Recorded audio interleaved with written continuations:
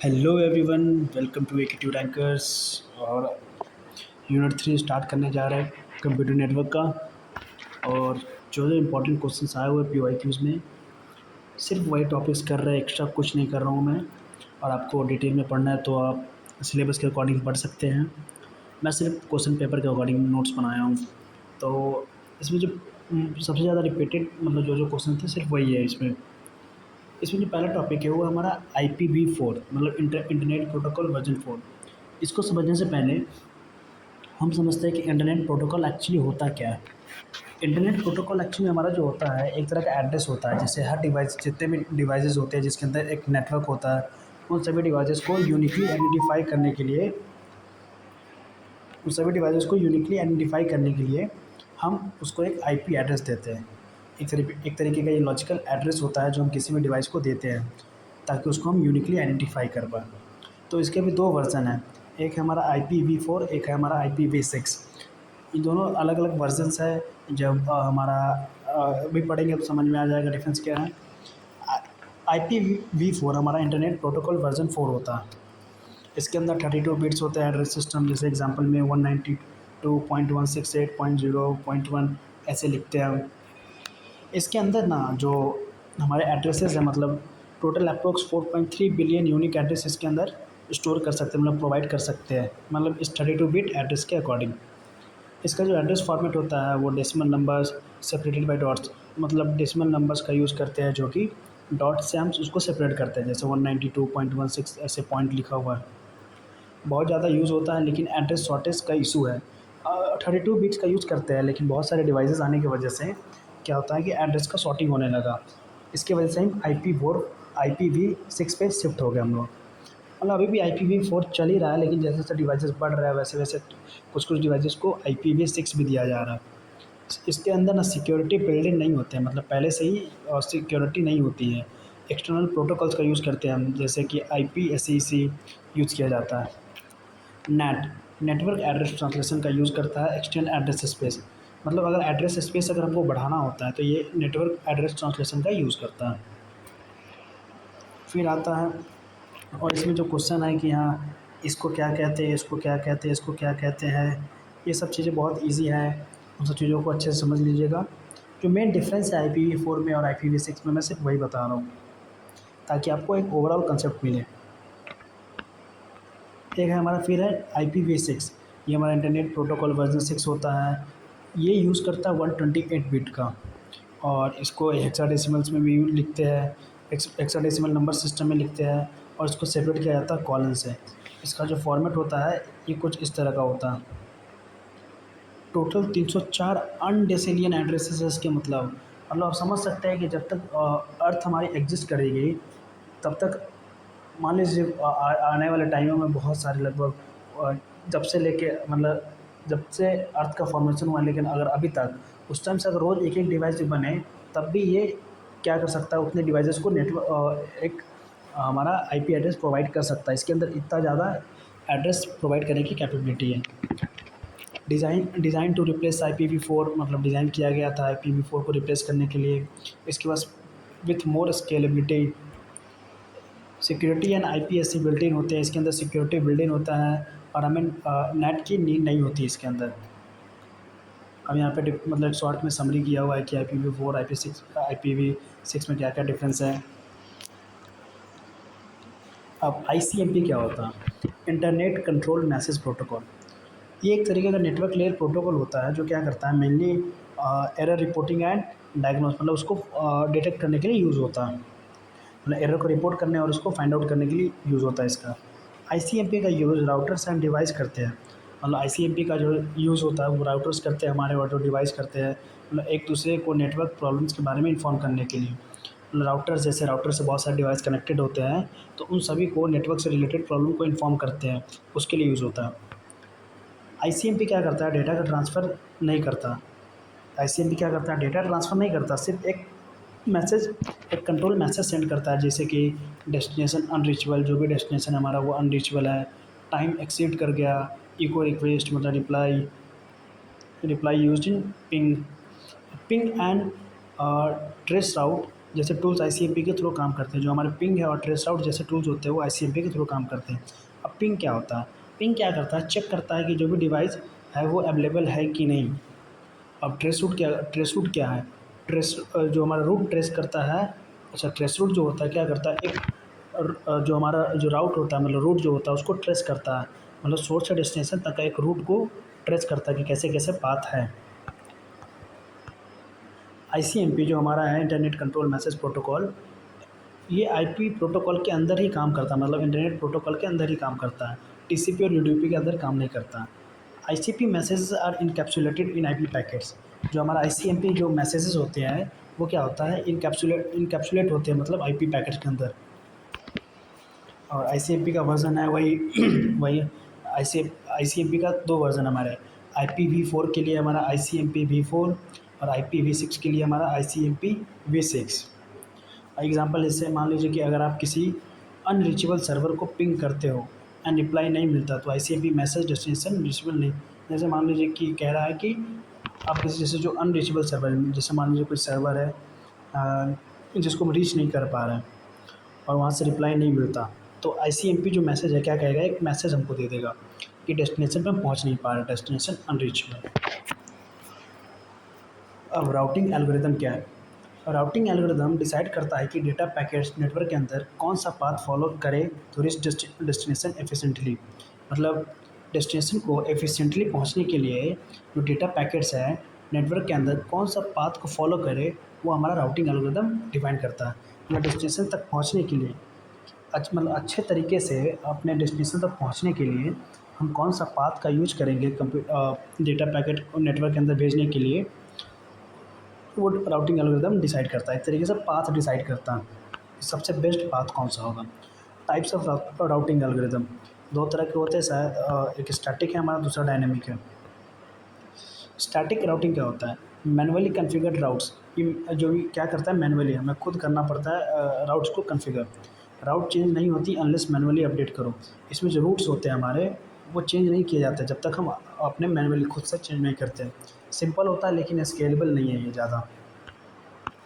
Dynamic routing क्या होता है? इसमें जो रूट्स होते हैं ऑटोमेटिकली अपडेट होते हैं नेटवर्क कंडीशन पे। जो भी नेटवर्क की कंडीशन है उसके अकॉर्डिंग क्या होता है, जो भी हमारा राउटर्स है वो ऑटोमेटिकली अपडेट होते रहता है। मतलब ये प्रोटोकॉल्स का यूज़ करता है जैसे कि RIP, OSPF, EIGRP, BGP। अब मेन राउटिंग एल्गोरिदम कौन कौन से हमारे? पहला है डिस्टेंस वेक्टर एल्गोरिदम। राउटर्स अपने नेबर को डिस्टेंस बताता है। इसमें क्या करता है, जो भी राउटर्स होता है वो अपने बगल वाले को डिस्टेंस बताता है कि इतना डिस्टेंस है। जैसे एग्जांपल में यूज़ करते हैं हम राउटिंग इन्फॉर्मेशन प्रोटोकॉल रिप।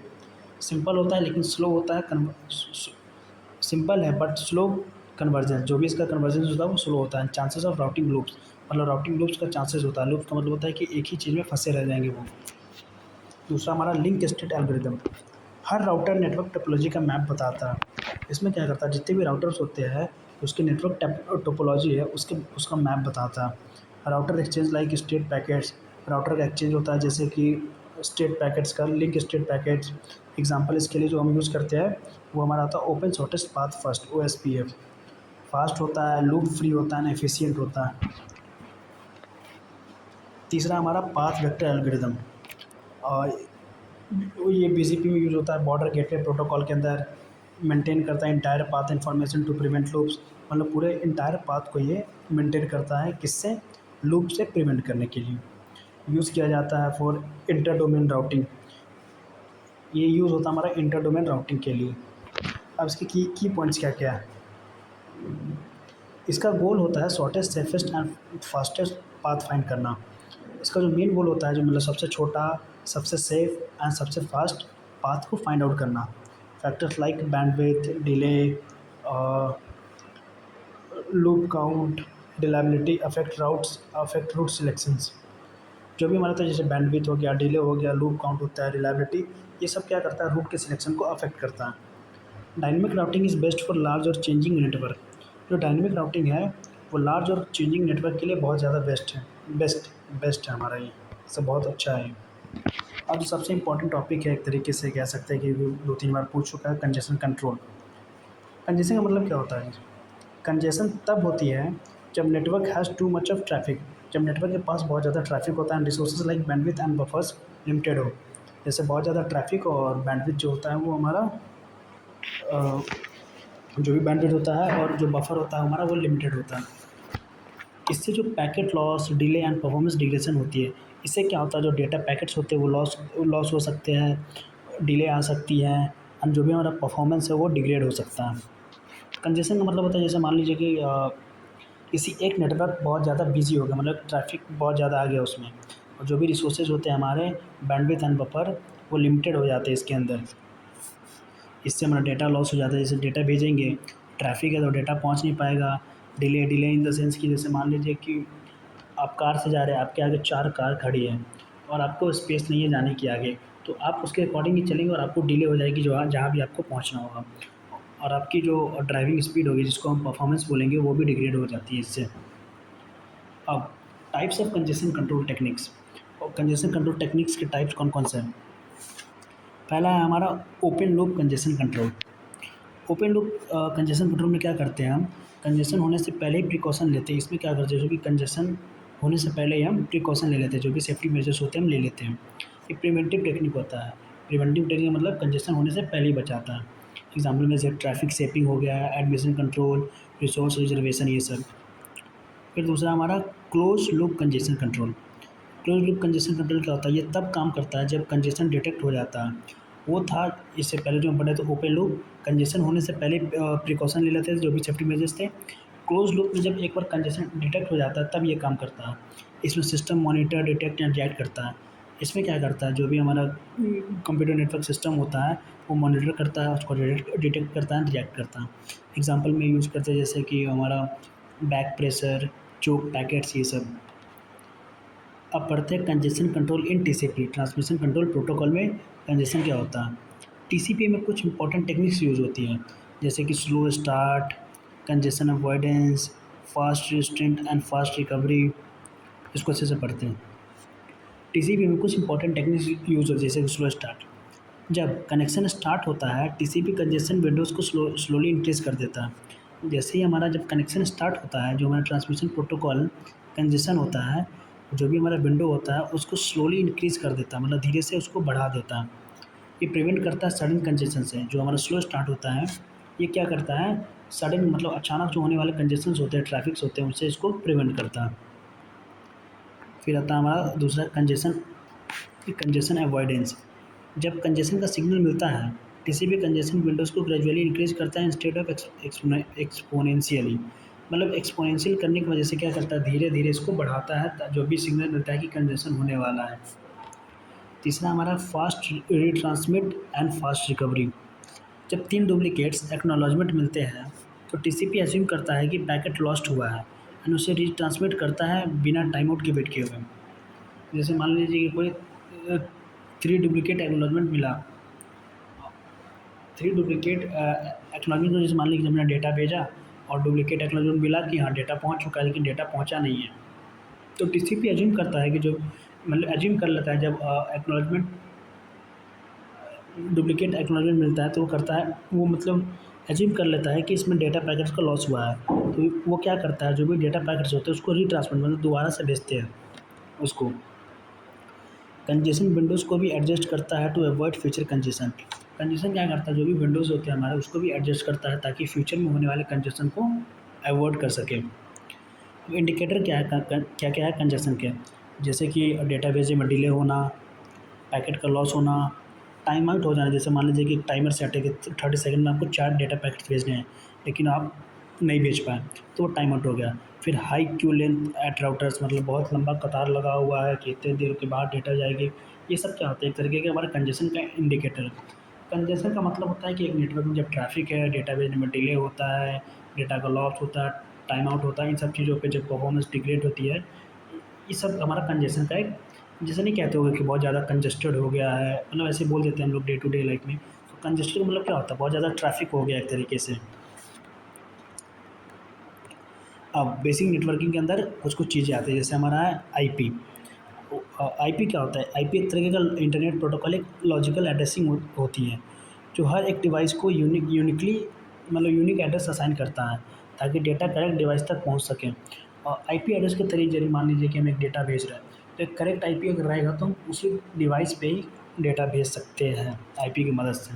इसके दो टाइप्स होते हैं, IPv4, IPv6, इसको हम स्टार्टिंग में ही पढ़ चुके हैं। आईपी एड्रेस का काम होता है सोर्स से डेस्टिनेशन तक डेटा पैकेट सेंड करना। आईपी का जो काम होता है मतलब सोर्स से लेकर डेस्टिनेशन तक डेटा पैकेट्स को सेंड करना ताकि किसी और डिवाइस पे वो डेटा ना जाए। अब हमारा दूसरा ARP, address resolution protocol. ARP का यूज़ होता है जब हमें किसी डिवाइसेस का मैक एड्रेस फाइंड आउट करना हो आईपी एड्रेस से। ARP क्या करता है, जब हमारे पास आईपी एड्रेस हो और उसका मैक एड्रेस फाइंड आउट करना हो तो हम ARP का यूज़ करते हैं।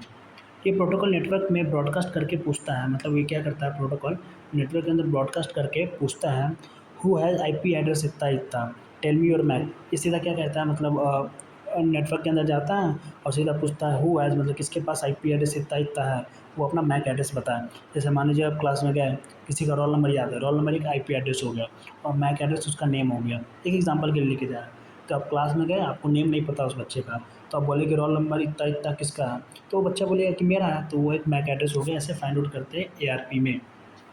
जो डिवाइस मैच करता है वो अपना मैक एड्रेस सेंड करता है। अब वही जैसे कि जिसका रोल नंबर मैच किया वो अपना नाम बताया, तो वैसे ही है कि अपना एक आईपी मैक एड्रेस बता दिया।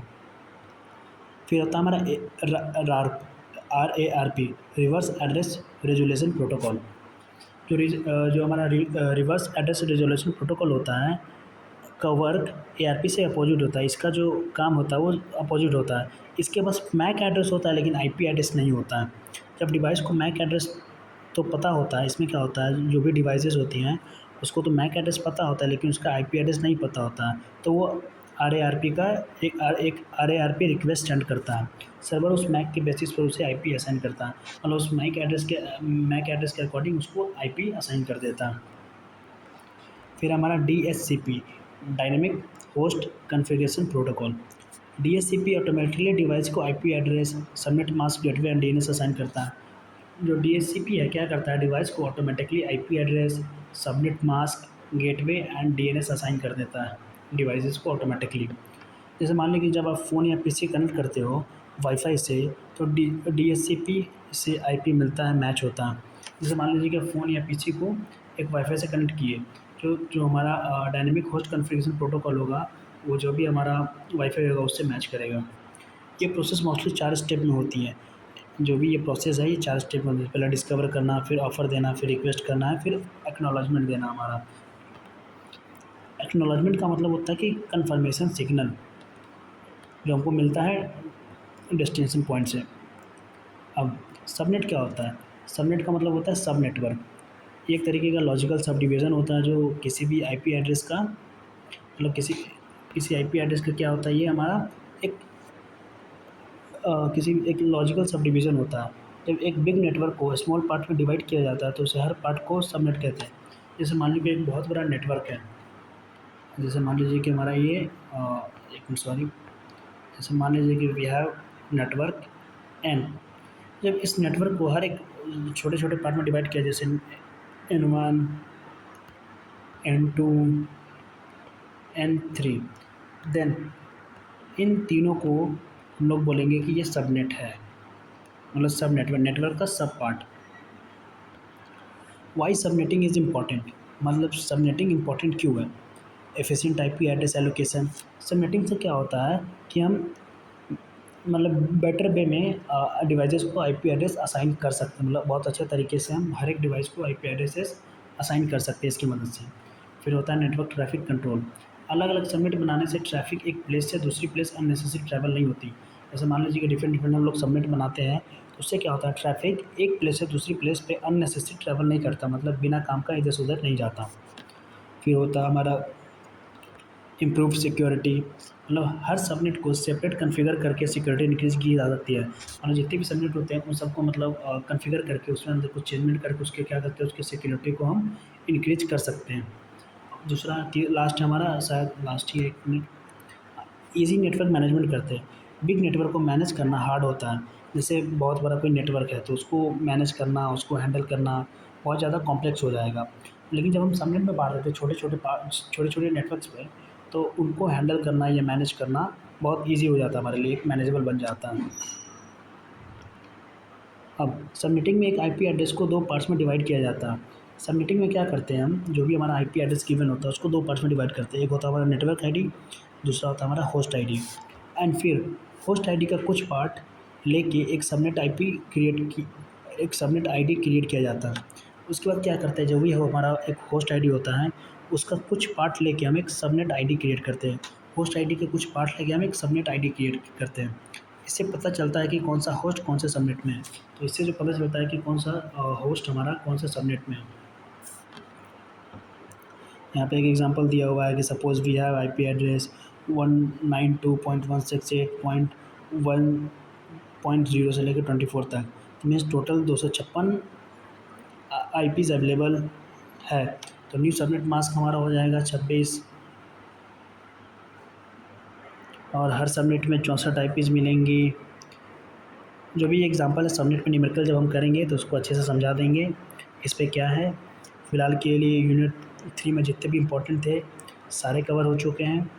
एक जो न्यूमेरिकल बच जाता है सबनेटिंग से, वो हो सकता है कल शाम तक मैं अपलोड कर दूँ, और यूनिट बच जाएंगे यूनिट 4 और 5, वो भी कल अपलोड हो जाएंगे। और न्यूमेरिकल का एक अलग से वीडियो होगा, उस पर सारे अपलोड हो जाएंगे।